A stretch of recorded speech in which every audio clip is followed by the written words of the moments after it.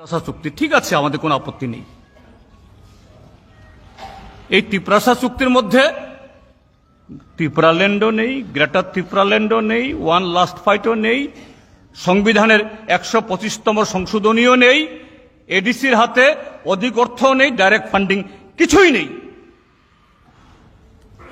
ককবরককে 7ম তপশিলে অন্তর্ভুক্তি করার দাবিও নেই। বিলেস কমিটিতে ভোট হয় না গত 6-7 বছর, এটাও নেই। বলছে সব আছে। 6 মাসের মধ্যে এগুলো কার্যকরী হয়ে গেলে পরে গ্রেটার ত্রিপুরাল্যান্ড হয়ে যাবে ত্রিপুরাজ্যে। আজকে 18 মাস ভারতীয় জনতা পার্টি কুইসারের মতো, আখের মতো খেয়ে ছুবরা করে ঠেলে ফেলে দিয়েছে। এখন দিল্লিতে গিয়ে এরা দলবল নিয়ে বসে থাকে, গিয়ে 10 দিন 15 দিন বাদে Amit Shah 2 minute 3 minute 4 minute 5 মিনিটের জন্য একটা চা খাওয়ার জন্য ডাক দে, কোনো কথা শুনে না। ওইখান থেকে ফিরে এসে এখানে হম্বিতম্বি করে না। এখন তারা মন্ত্রিসভার সদস্য 2 জন মন্ত্রী, অনিমেষ এবং ঋষকেতু,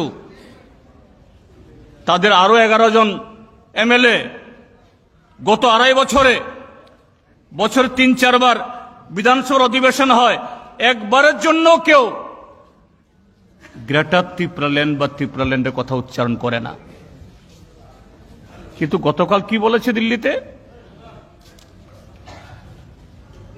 কি বলেছে? গ্রেটার ত্রিপুরাল্যান্ড নাই, ত্রিপুরাসা অ্যাকর্ড নাই, এডিসির ভোট নাই, এডিসিতে কেন এখন কর্মচারীরা বেতন পায় না, পেনশন পায় না, এই বক্তব্য নাই। সামনে উৎসব, এই গন্ডাছড়া, লংথরাই বেলে, শাখান শেরমন, এখানে অভাব। কেন এডিসি বা রাজ্য সরকারের কোনো সেখানে কাজ নাই? এই সমস্ত কোনো ইস্যু নাই। এডিসি যে সামান্য টাকা আছে, এই টাকা নিয়ে তারা দিল্লি হিল্লি সব ঘুরে বেড়ায়। এখন দিল্লি কাশ্মীর সব ঘুরে ফেলে, দেশে ঘুরতে ঘুরতে এদের পেট ভরে গেছে, এখন বিদেশে যাওয়া শুরু করেছে। লন্ডনে গেছে কিছুদিন আগে, এখন নাকি আবার সুইজারল্যান্ডে যাবে। ত্রিপুরাসা উন্নয়ন। আর গতকাল কি বলছে? আমি আগরতলার মালিক, আমি তেলিয়ামুড়ার মালিক, আমি কাঞ্চনপুরের মালিক। হ্যাঁ, সেই অর্থে আমরা প্রত্যেক নাগরিকই, প্রদ্যুৎ মাণিক্য কিশোর কেন, আমরা সবাই এই দেশের নাগরিক, এই দেশের মালিক আমরা। সে অর্থে যদি বলা হয় আমরা এই দেশের নাগরিক হিসাবে, এটা আমাদের দেশ, আমাদের মাতৃভূমি, কাজে সারা দেশ আমাদের। সে দেশ তোমার হলে আমারও, আমার হলে তোমারও, এতে কোনো বিরোধ নেই। কিন্তু কি বলছে দিল্লিতে গিয়ে? সিপিআইএম নাকি তার প্রয়াত পিতা কিরিট বিক্রম মানুষকে টুক টুক করে নাকি মেরে ফেলেছে। দেশে আইন আছে তো? যদি সিপিআইএম যদি এই ত্রিপুরাজ্যের রাজবাড়ির কোন সন্তান কিছুরকম মেরে ফেলে, দেশে আইন নাই, কানুন নাই? এই কথা তো তার মা বিভু কুমারী দেবীও কোনোদিন বলেননি। কিরিট বিক্রম মাণিক্য বাহাদুর যতদিন জীবিত ছিলেন তিনিও তো বলেননি। বরঞ্চ আমি বলবো, আমি যখন ট্রাইবাল ওয়েলফেয়ার মিনিস্টার ছিলাম, প্রত্যেক বছর 26শে জানুয়ারিতে আমরা ট্রাইবাল সর্দারদের দিয়ে নিয়ে এসে আগরতলাতে আমরা 26 জানুয়ারি রাতে বুশ সভা আমরা দিই, সাংস্কৃতিক কর্মকাণ্ড হয়।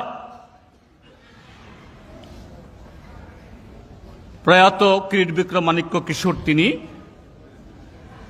প্রাক্তন একজন সাংসদ হিসাবে তাকেও আমন্ত্রণ করা হয়, তিনি আসতেন, আমাদের মঞ্চে বসতেন, বলতেন আমাকে, जितन बाबू आप बहुत अच्छा काम कर रहा है।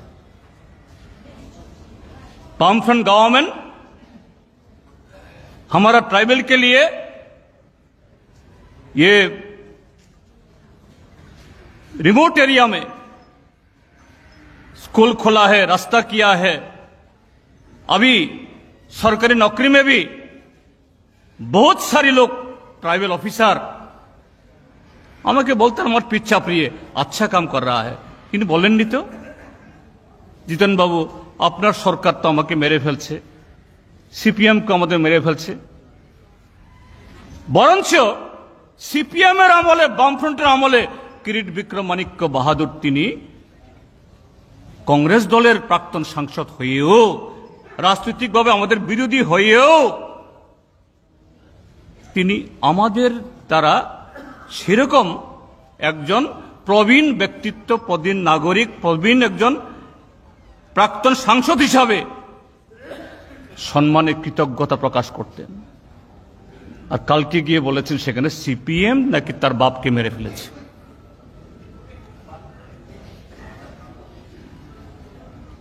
সিপিএম এর সময়তে নাকি এ রাজ্যে বিরোধী বিদেশি অনুপ্রবেশ করিয়ে ট্রাইবেলদের নাকি কোণঠাসা করেছে।